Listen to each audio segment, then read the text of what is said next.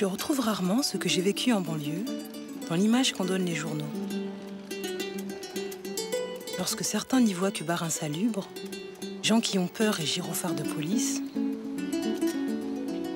je me dis qu'il suffit juste de venir y voir de plus près pour s'apercevoir que les choses prennent tout à coup une dimension plus humaine.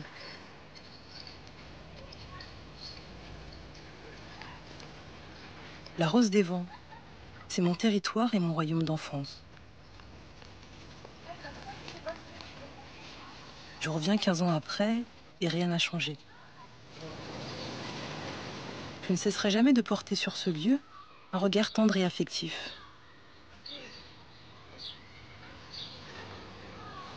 Cette cité sera toujours pour moi bigarrée et terriblement vivante. En retournant voir mes anciens voisins, j'ai retrouvé tout de suite ces bruits, cette vie, ce contact entre les gens.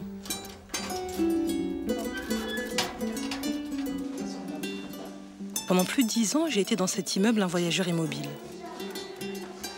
Cette tour est en soi une invitation au voyage. Ici, le bout du monde est à tous les étages. Petite, je naviguais d'une culture à l'autre sans jamais quitter ma cage d'escalier. Bonjour. Bonjour, ça va? Vous allez bien? Ça va les enfants? Ça va. Bonjour madame, ça va? Oui, ça va.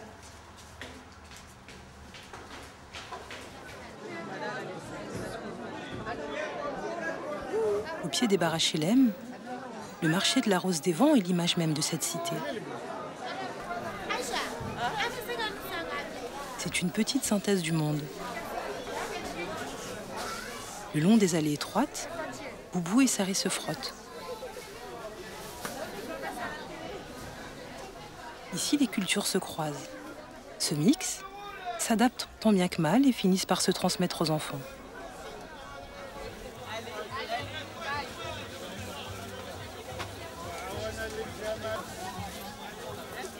Ça va? Tu vas bien? Les enfants? Oui, ça va. Merci. Oui, ils vont bien. Merci. T'as fini? Oui, j'ai fini. D'accord, ok. Bon, bah moi je vais y aller là. Ok, merci, au plaisir. Allez, salut. Allez, moitié prix, madame, moitié prix. Choisis, madame. Allez, monsieur, madame, allez, cadeau, monsieur, madame, vite. Allez, oui, madame, vite, s'il vous plaît. Madame, moitié prix.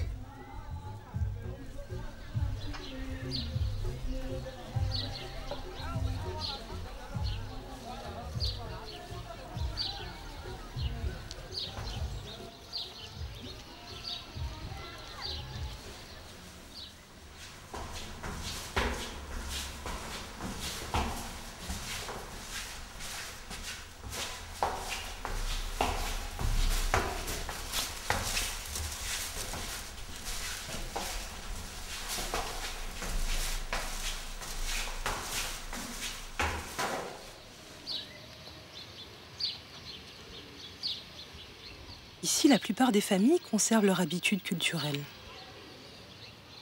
Entre les 4 murs d'un logement HLM, la télévision, la nourriture et les menus gestes du quotidien rattachent les gens à leur lointain pays.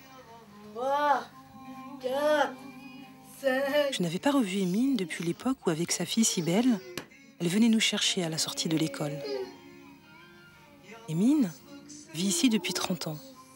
Mais la nostalgie de son pays natal ne l'a jamais quittée. Attends, je vais pleurer là. Hein? Viens.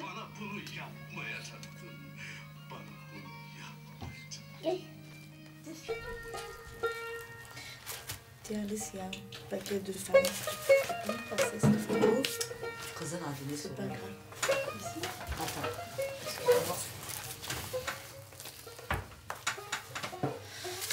Mets-moi tout ça. Tout. Quand je suis mariée, je suis venue ici, je ne savais même pas cuisiner beaucoup. Hein. Ah bon? C'est mon mari qui m'a appris. Mais j'étais trop jeune. J'avais même pas 16 ans. J'avais personne, je connaissais rien du tout. On est parlé la langue française et tout. J'ai parlé l'arabe, le turc. Mais je pleurais quand même. Hein. Pour aller voir maman, 7 ans, je n'ai pas idée voir maman. Cengiz ne hoştu burada? Bah, je t'ai dit, hein. Non, pas dire. Tu aimerais bien vivre en Turquie? Non. J'ai déjà essayé. Pourquoi? Parce que la vie, elle est difficile là-bas. Pour les vacances, c'est bien. Bah, ta mère, elle dit le contraire. Elle me dit que c'est ici que c'est difficile. Moi, je pense pas qu'elle pourra vivre là-bas. Moi, si... Même si ici, c'est difficile, c'est quand même plus facile que là-bas. J'aime bien. J'aime bien en Turquie vivre là-bas, mais mes enfants, ils sont là, je peux pas les connaître. Oh, Bonjour, ça va? Ça va, bonjour? Et toi? Ça va. Tu vas bien? Ça se voit de tes couleurs là, tu vois. Bah oui. Il faut bien que je me dénonce. Oh. Ces jours-là, Ouais. que je suis kurde. Bonjour madame.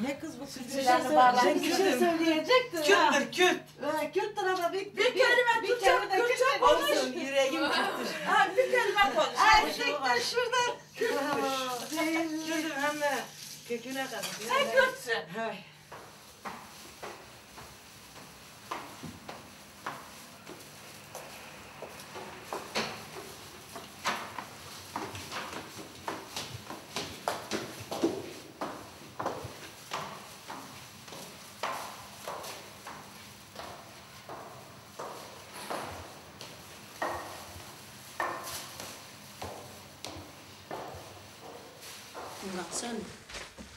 Ouais, c'est pour nous, regarde.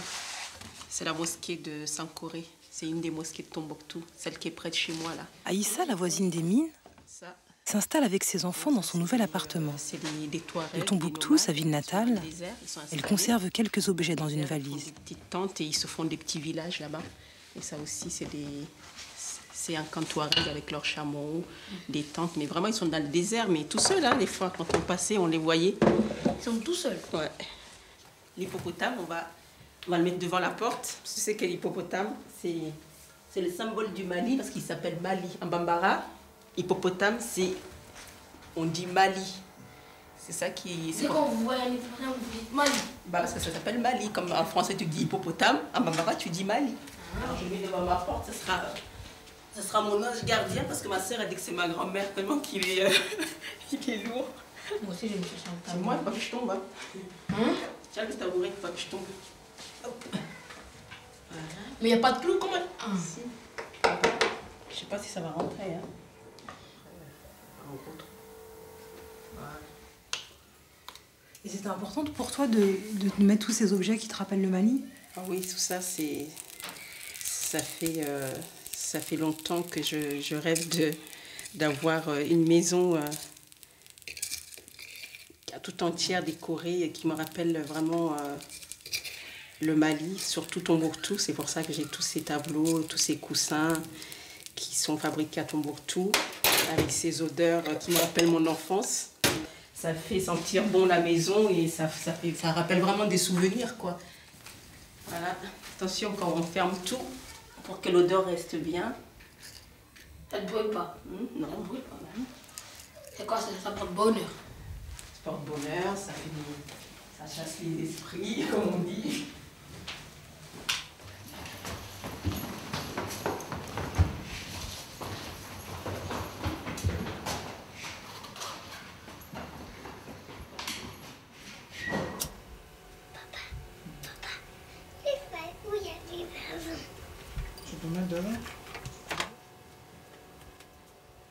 Quelques étages plus haut, l'odeur enivrante de l'encens me mène devant l'autel hindouiste dédié à Ganesh. Pas un jour ne se passe sans que Raja et sa famille s'y recueillent.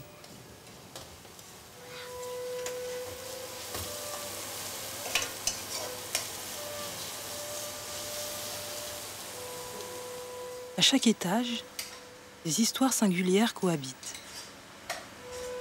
Chez Raja, le traumatisme de la guerre est à peine étouffé. Il a fui le Sri Lanka il y a quelques années pour échapper aux persécutions à l'encontre de la minorité tamoule.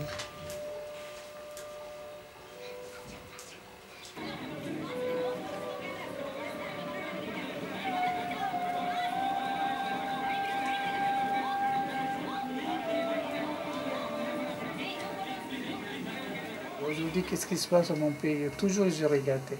Ici, je regardais la télé française, en même temps que je regardais par l'internet aussi. J'aime bien. Parce que s'il y a des problèmes, tout de suite, je connais bien, quoi.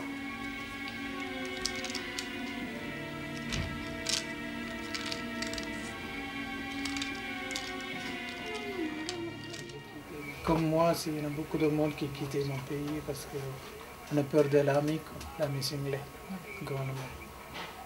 Il y en a beaucoup de monde en prison aussi, il y en a encore. C'est pour ça que j'ai peur pour la vie là-bas. Vous faisiez quoi là-bas au Sri Lanka? J'étudie pour la médecine, quoi. Médecine? Ouais, médecine.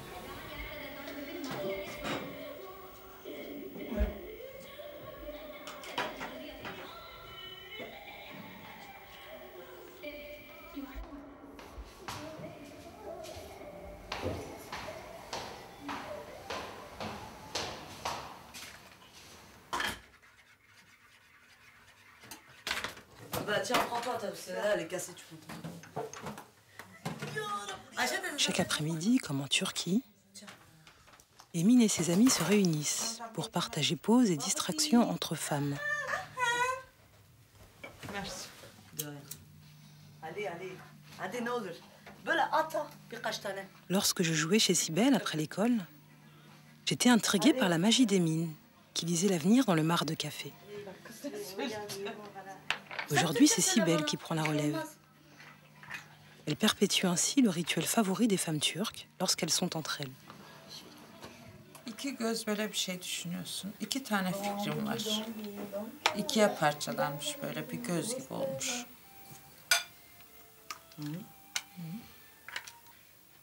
Sanki bir kadın oturmuş. Böyle sana sırtını dönmüş. Vallahi oturmuş sırtını dönmüş. Sen de onun arkasından gidiyorsun.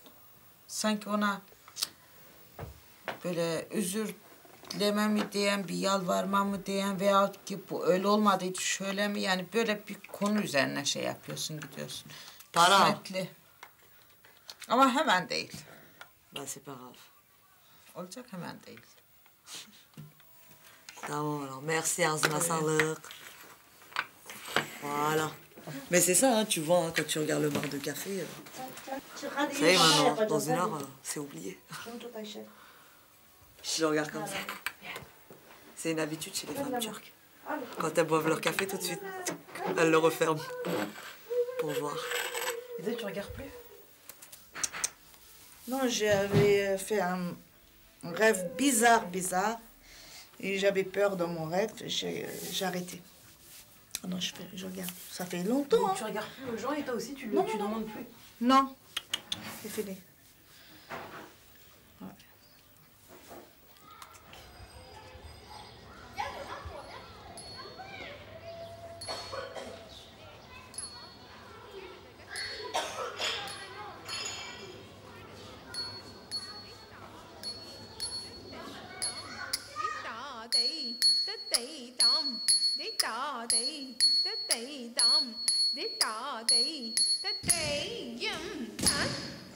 La petite Rigita s'initie chaque mercredi à la danse indienne classique. À mon époque, il y avait peu de Sri Lankais à Aulnay. Et depuis la guerre et l'exil forcé, c'est l'une des communautés les plus représentées.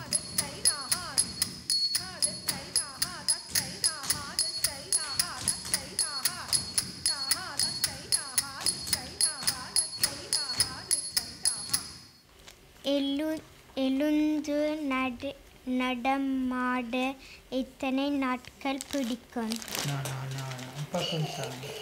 உங்கள் பள்ளி படிப்பு பாதிக்கப்பட போகின்றது. உங்கள்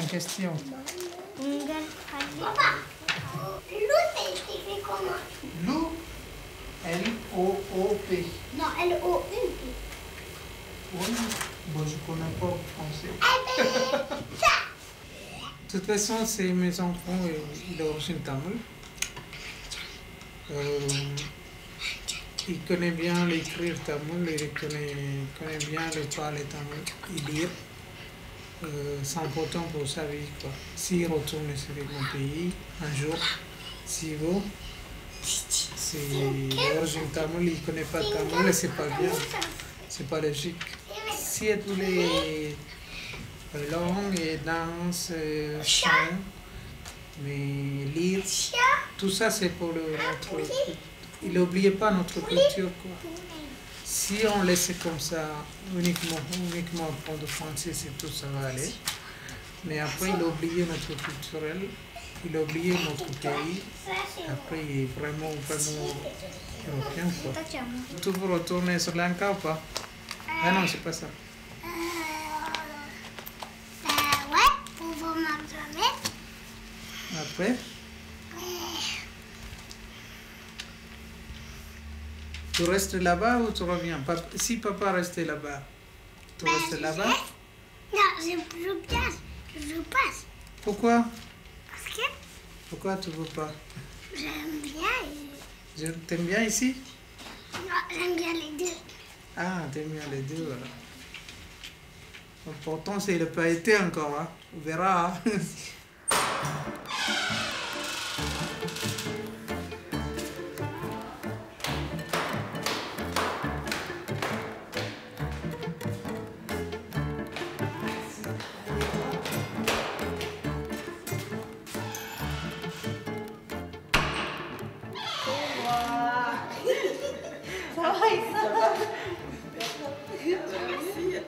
Des pizzas.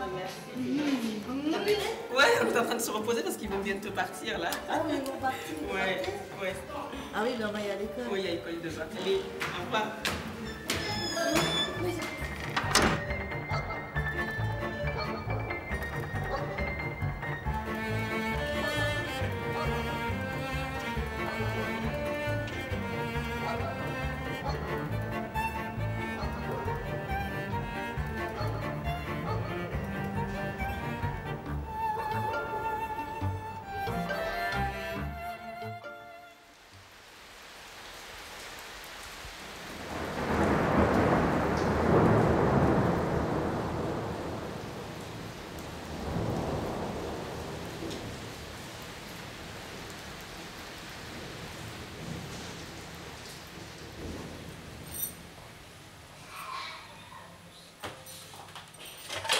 Ce qui me frappe le plus chez Tino, c'est de voir à quel point le Congo est chez elle absent des objets. Il est à peine dans ses gestes. Pourtant, presque malgré elle, quelque chose de son pays lui survit. Tu vas faire les bananes? Oui, je vais faire les bananes.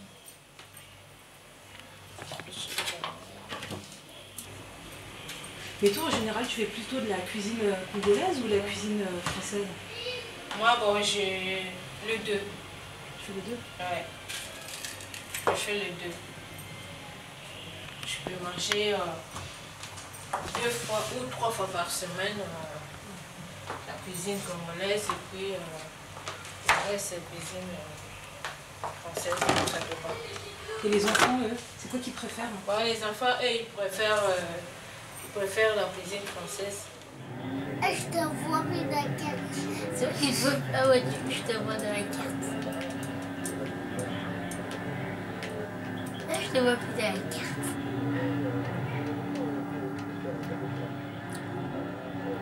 C'est qui que vous dites? Je te vois. Moi, je te pose, moi. Regarde. Il y a un papa qui conduit après la voiture. Que tu peux rigoler. Bon. On va voir comment il fait, papa. Mais toi, c'est quoi que tu dirais que tu as vraiment conservé du Congo? Je suis plus européenne que congolaise. J'aime bien fréquenter les autres communautés, tu vois. Je ne vais pas m'éterniser à être vraiment toujours dans le Congo et tout, non. Moi, je vais aussi voir par-ci, par-là, comment les autres y vivent. Et puis, je commence à perdre mes repères du Congo. Ah, pour tu vois? Oui. Ça fait combien de temps que tu es partout là? Ça fait 5 ans. Et depuis, je suis venue. Et après, c'était quand je fais 10 ans. Et après les 10 ans, je me suis dit, bon, tiens, il faudrait que je rentre voir ma mère, les autres. Voilà. Ah, t'as retrouvé une seule fois encore? Ouais, une seule fois. Ah ouais, c'est oui. Une seule fois, j'avais 15 ans. Une seule fois. Ben, je suis allée, j'ai vu ma famille, ma mère et tout, mais je me sentais étrangère. Ah ouais? Ouais. C'est-à-dire? C'est-à-dire que je me sentais que c'était plus ma place. J'étais plus là-dedans. Vraiment, j'étais étrangère à tout, je regardais comme ça, et je voyais... Donc, je ne sais pas comment je peux expliquer ça, mais j'ai trouvé ça tout bizarre. Puisque j'étais là au milieu de ma famille, j'étais entourée par ma famille et tout, je trouvais que bon, c'était plus ma place. Mais pourquoi tu fais des bananes? C'est pour moi et papa. Elle dit que Non, vous mangez pas de la viande. Non, la viande. Moi, je vais pas manger Audrey, moitié, moi, moitié. Ça se peut. Vous avez mangé des bananes plantains? Non. Vous préférez quoi? Des lasagnes. Et des frites. Et les frites? Et du cordon bleu. Et du poulet. Et du poulet. Et des perdrix. Le poulet, c'est le plat préféré des enfants. Le poulet non, comme non, ça, n'importe quoi. C'est le lasagne, mon tout premier. Allez-y.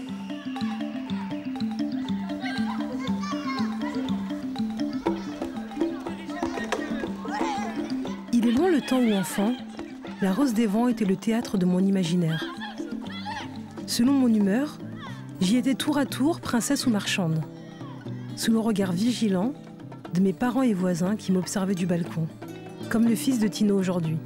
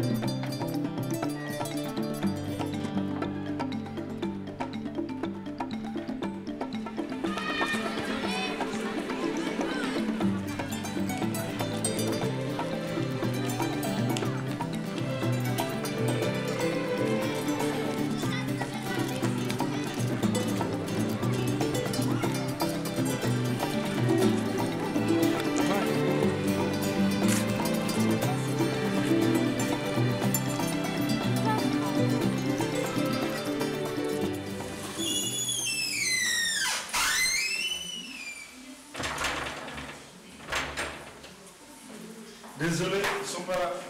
Comment ça, ils sont pas là? On va chercher de gauche à droite. Mais c'était là tout à l'heure. Tu as bien dit tout à l'heure, mais ils sont pas là.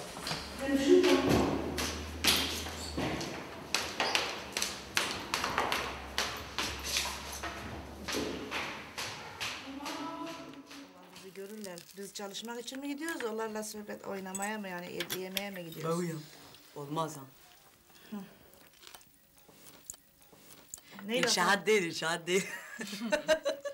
De retour chez Emine, c'est encore une histoire de superstition et de légendes populaires qu'on échange en famille. Aujourd'hui, je rêve de la mère à Jalila. Elle m'ouvre des bouteilles de parfum gros. Elle dit, tu vas ramener chez Sibel. Tu vas pas trouver quelqu'un d'autre que la mère Adjelia. Et toi, t'as rêvé de la mère.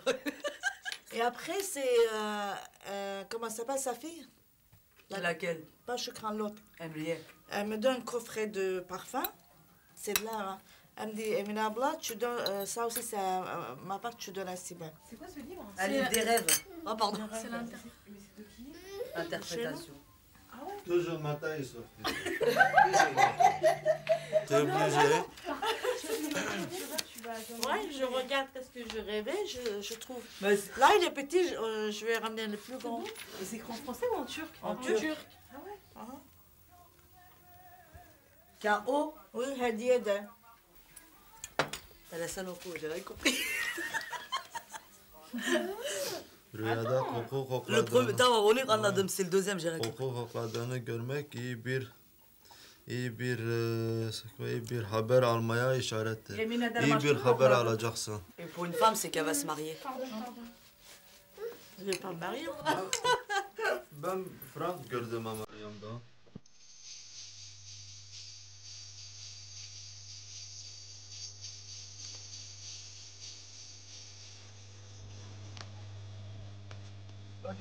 Aïssa m'emmène chez le tailleur coudre son nouveau tissu.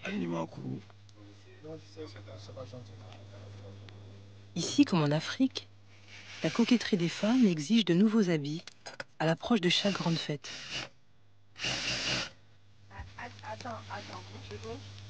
Ça va? Ça va, c'est bon. Je t'ai amené mon tissu là. Ouais. J'en ai besoin pour la fête. C'est vendredi la fête, non? Je peux coudre la robe vendredi qui vient? Ouais. Oui. Il y a encore 20 ans, ma mère, elle, les portait amples les boubous. Comme les femmes d'ailleurs le portent en Afrique.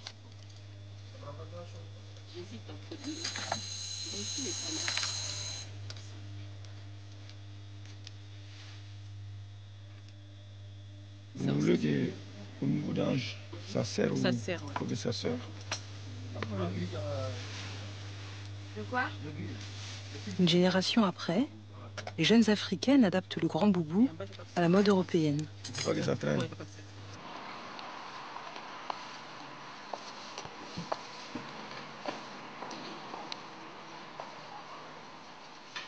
Les traditions culturelles de chacune des familles survivent en voyage tout en s'autorisant en France quelques libertés.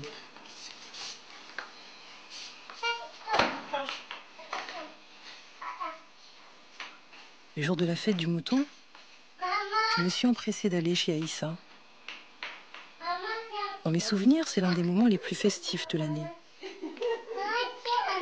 Je m'attendais à voir chez elle l'effervescence au retour de la ferme où le mouton est égorgé. De la musique, des voisins et amis conviés pour l'occasion. Mais aujourd'hui, c'est le traiteur qui s'occupe du mouton, pendant qu'Aïssa cuit ses samosas. En général, au Mali, c'est une fête dans laquelle toutes les personnes qui ont les moyens vont tuer un mouton et le partager entre la famille et le voisinage. Non, Bintou, on ne touche pas. D'accord? Attends. La famille et le voisinage. Donc ici, comme c'est pas possible de fonctionner comme on a l'habitude au Mali, donc on organise une soirée en général pour partager le mouton avec des amis. Comment ça se passait la fête du mouton quand tu étais au Mali? Quand j'étais petite, parce que comme j'ai quitté le Mali très longtemps, je me souvenais que le matin, vers 10h, déjà le soir, on entendait tous les moutons qui pleuraient. Hein. On disait c'est parce qu'ils savent que le lendemain, on va les tuer. Donc le matin, après la mosquée, chaque famille égorge son mouton et les enfants sont envoyés dans chaque famille pour amener leur part à quelqu'un de leur choix. Donc c'était des moments qui nous manquent ici. C'est pas tout le monde qui va fêter ou qui va égorger un mouton parce que bon, en France ça se fait pratiquement plus. Dans le temps ça se faisait. Allez, couche-toi. Voilà.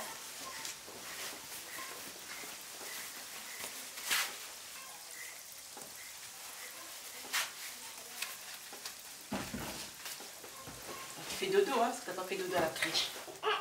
Ah non. Si tu fais ça, tu vas pas dormir.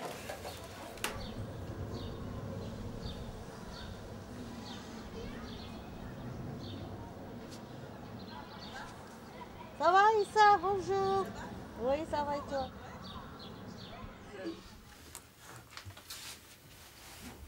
Je change et je mets un autre.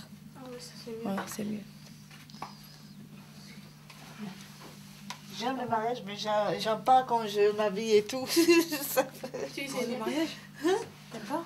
J'aime aller au mariage, mais pour habiller et tout, j'aime pas beaucoup. Pourquoi? Je sais pas, pour s'habiller, préparer, j'aime pas. Chaque fois, il faut changer des vêtements. Mais ça, c'est pas bon. Mais ça, c'est pas joli.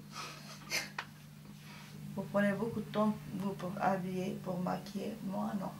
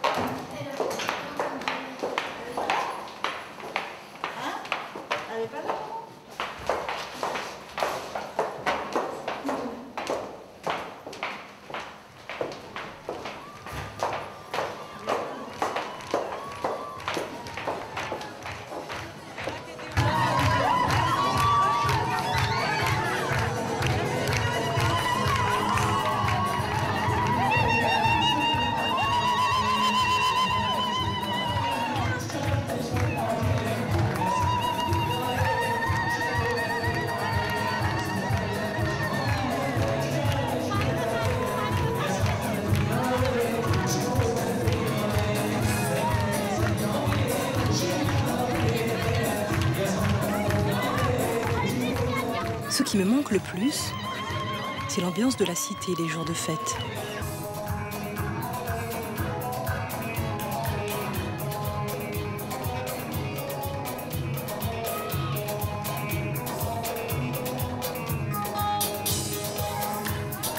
Il y a une sorte de vertige à être entraîné d'Istanbul au Mali, emporté par le chant. Simultanément, Emine célèbre le mariage turc annoncé par son rêve, tandis qu'Aïssa fête la Korité avec quelques-unes de ses amies.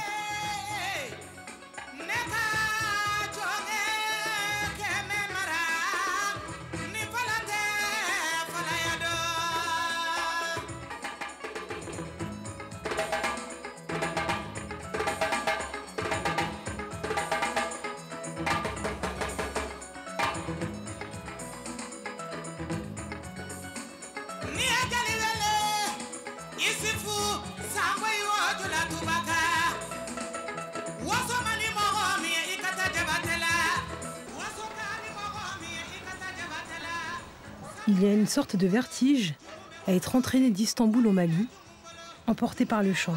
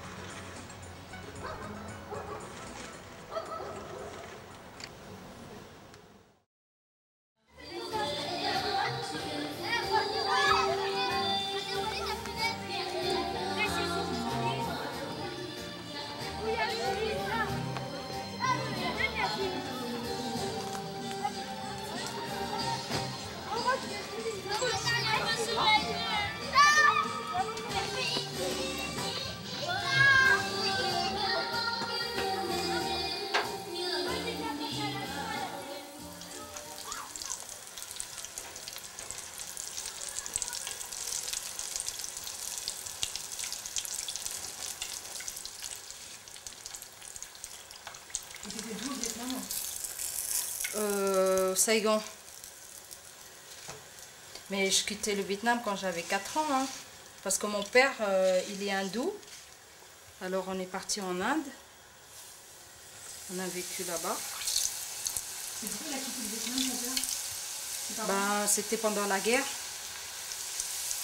Ah oui, c'était longtemps. Ah oui, oui. C'était 1975. Ah oui, d'accord. Ouais.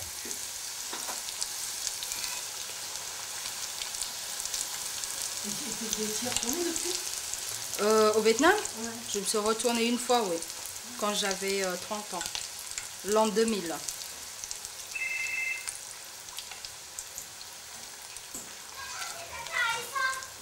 Tata Aïssa, il faut retourner à Sonabintou. Salut!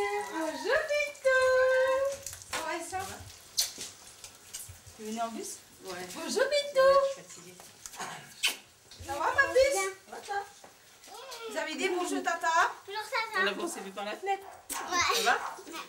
T'as vu, elle est enfermée. Tu l'as enfermée, c'est bon. Voilà. Pour toi, elle a enfermé ton chien. Vas-y, va jouer dans la chambre. Tu vas souvent chez Aïcha? De temps en temps, c'est quand je passe pour aller à l'école ou quand on revient de l'école, je passe ici et je prends un petit goûter. Tiens, ouais, c'est bon. Bon, allez, Comme on y travaille va. ensemble en plus, donc... Vas-y, prends. et en même temps, c'est ma voisine. Parfois, elle me prend mes enfants à l'école et je passe les récupérer en passant. C'est super, c'est ça l'avantage. Hein? On n'a pas besoin de nourrice. On n'a pas besoin de nourrice. Tu vois, ça va vite. Hein. C'est lui qui t'a appris à faire les samosas? Oui, c'est comme elle était bénévole à l'association avant d'être embauchée. On faisait un peu de tout, de la nourriture de tous les pays, donc on a appris à faire les samosas. Mais par contre, ça, elle ne nous a jamais montré. Mais ça, je vais regarder aussi comment on fait. Bien sûr, bien sûr. T'as entendu ce qu'il a dit? Il a dit que grâce à lui que je sais faire ça. Bah oui, mais bien sûr. C'est grâce à toi que je sais faire les samosas, non? Et Aïcha, tu sais faire le café? Non, je crois pas. Tu sais faire le tchèb, le riz qu'on fait, là, non, elle non, fait tu m'as jamais appris ça. Parce que t'es... Faire un échange. On fait au local. Hein. Parce que quand on a dit elle les faisait au local, elle n'était pas là. Elle était partie. Pas là. Un paquet. Ouais, un paquet. Il y avait qu'Aïcha dans la même association. Oui, on est dans l'association des femmes relais.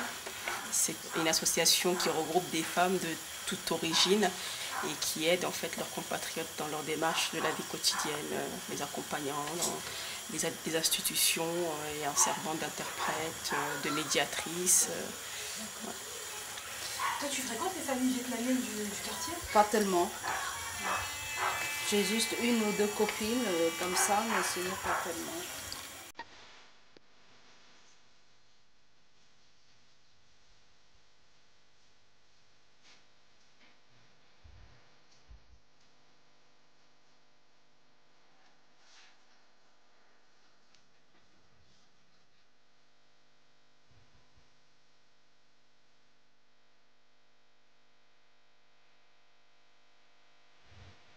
Et maintenant, on va monter avec sa maman.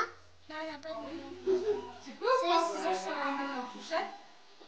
Elle pleure. Ouais. Pourquoi elle pleure? Parce que ça sera le même. Trop marrant. Parce qu'il y a le requin qui l'a mangé. Ouais. Celui-là, tu tiens, celui-là, tu laisses en bas. Ouais. D'accord? Non, faut remonte un peu ta main. Remonte ta main. Ah oui, d'accord. Non, parce qu'elle fait comme ça, c'est trop compliqué là. Regarde là, et ça. Tu mets la main comme ça. Et hop, je ferme.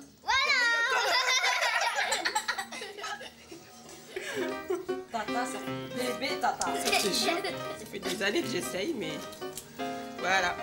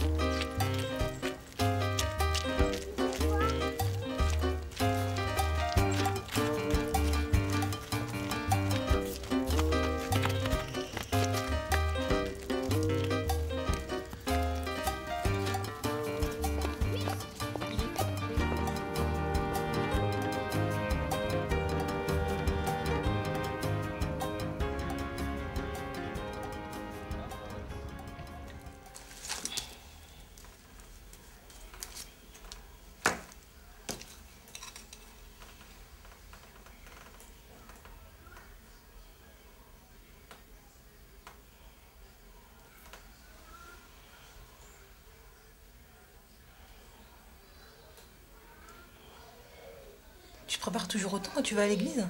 Oui. Pourquoi?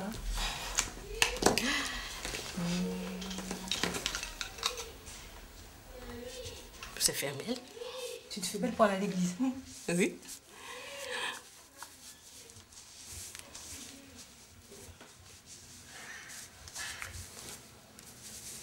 Est-ce que tu retrouves quand tu vas à l'église tous les dimanches?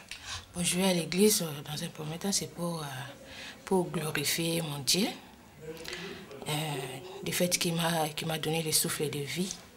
Donc, durant la semaine, moi et ma famille, donc mon mari, mes enfants, alors je vais pour le glorifier, le rendre grâce. Et pour l'amour, témoigner de mon amour vis-à-vis de lui.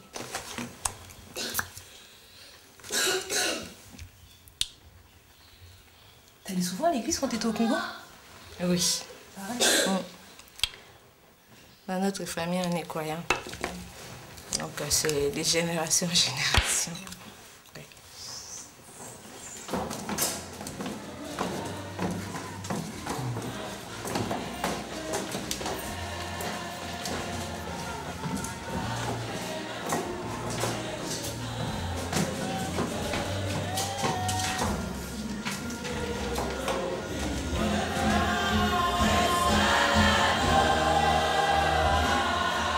Je suis restée longuement à contempler le visage de Tino, transcendé par la foi durant la messe de son église pentecôtiste.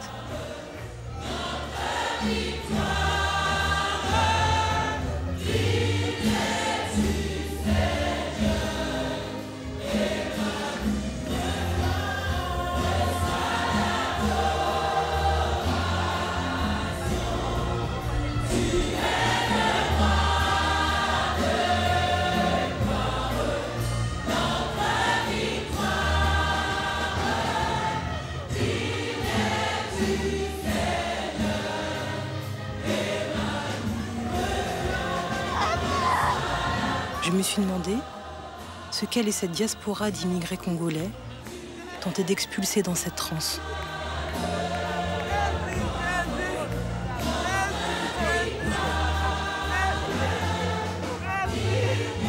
La souffrance de l'exil, l'âpreté de cette vie d'immigré,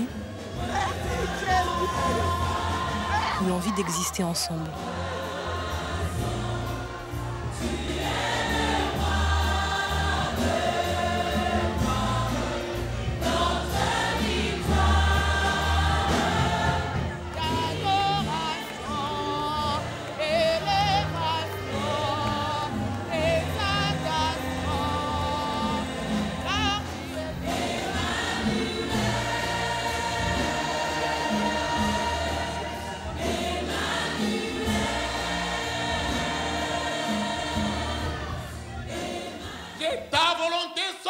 Sur la terre comme au ciel. Oh, comme la sœur a dit ce matin, nos projets doivent être à la gloire de Dieu. Nous ne pouvons pas avoir des projets pour notre propre gloire, pour se faire un nom. Le seul nom qui peut être élevé, c'est le nom de Jésus dans nos vies. Mais finalement, comme chaque dimanche, après la ferveur des prières, tout rentre dans l'ordre au moment des offrandes.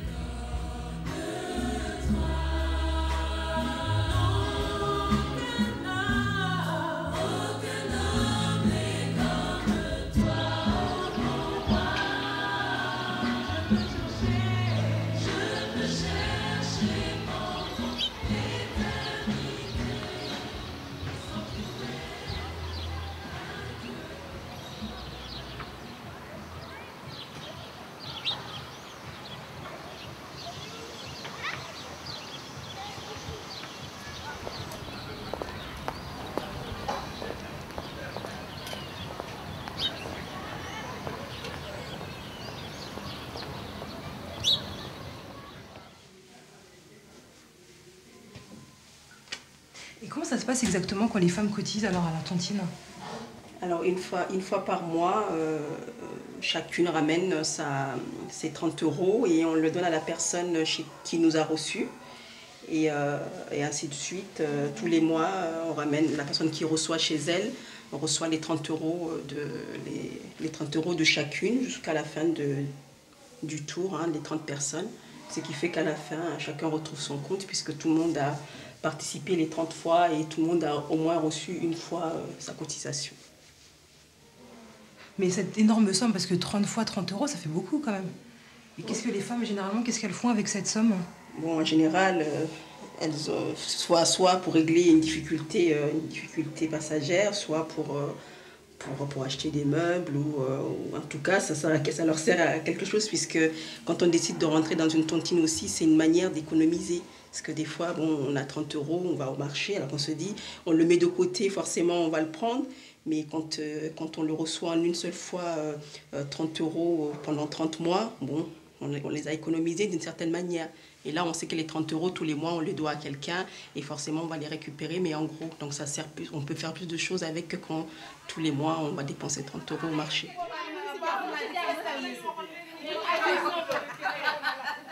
Non.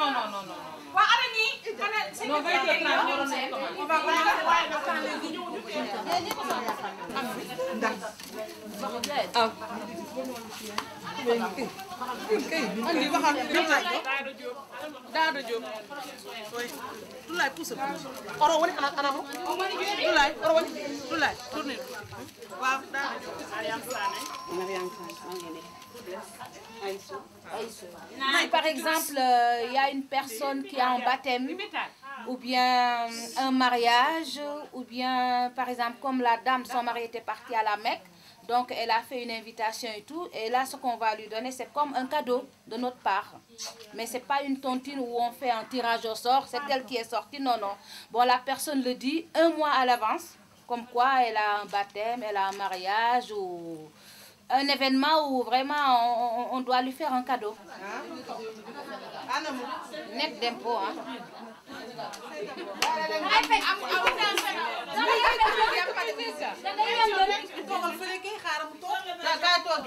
C'est bon.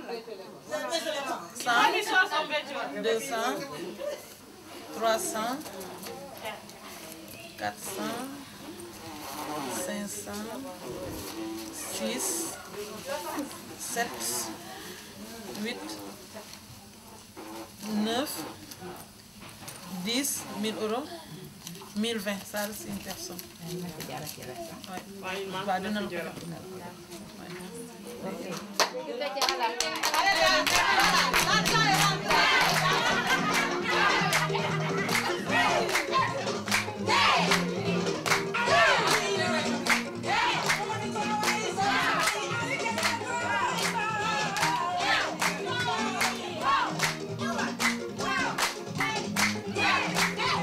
Dans cette tontine de femmes africaines, il y a tout ce que j'aime dans la vie de cette cité.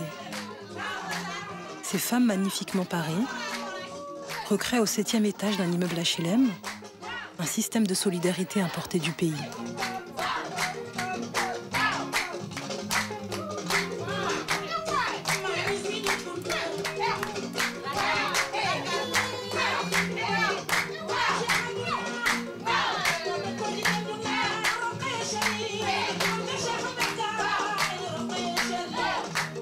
Les gens ici se réapproprient l'espace, s'adaptent à la vie en France, sans jamais cesser d'y faire vivre leur culture.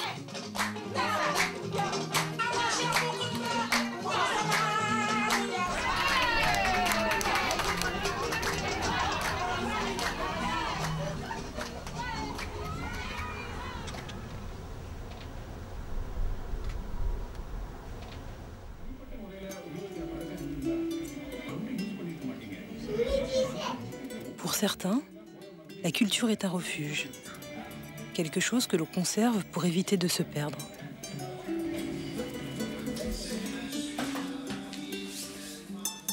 Pour d'autres, c'est une base solide qui permet au contraire de mieux s'ouvrir aux autres.